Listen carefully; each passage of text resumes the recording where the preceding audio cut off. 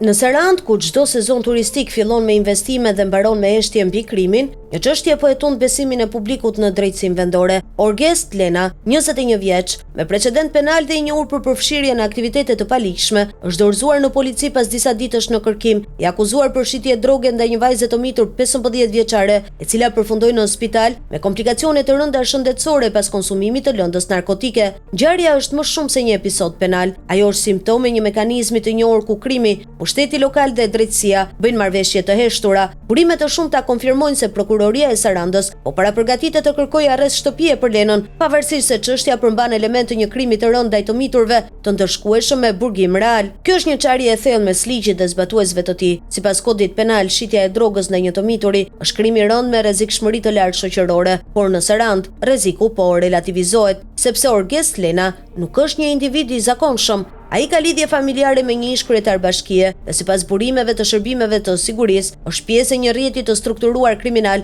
që operon në Sarandë dhe rrethina. Ky rrjet nuk përfshin vetëm trafikantë dhe shpërndarës, ai përfshin individ me ndikim, me mbështetje politike, financuese dhe lidhje brenda strukturave të drejtësisë. Kjo është arsyeja pse sot në Sarandë, drejtësia po trajton një të dyshuar për trafik të rrezikshëm të drogës ndaj një të miture si një rast të zakonshëm, të denjë për arrest shtëpie. Kjo çështje nuk është vetëm për Lenën, është për mbrojtjen e sistemit që e lejon një 21 vjeçar të kthehet në agent destabilizues për të rinjt, i paprekur nga ndëshkimi, dhe kur drejtësia e lejon këtë, ajo bëhet palë. Qytetarët kanë reaguar ashpër, organizatat, rrjetet sociale dhe mediat lokale kanë ngritur zërin, por heshtja e institucioneve është më e zhurmshme se çdo protestë. Prokuroria e Sarandës është sot në provën e saj më të rëndë. Do të zbatojë ligjin, siç e kërkon kodi penal për raste me të mitur, apo do të bëhet avokat i heshtur i një të dyshuari me mbështetje politike dhe lidhje kriminale. Nëse arresti në shtëpi miratohet, kjo nuk është më një vendim ligjor, është vendim për vajzën që u elmua dhe shpërblim për trafikantin që po rrit rrjetin e tij në një qytet, u vera vjen para drejtësisë.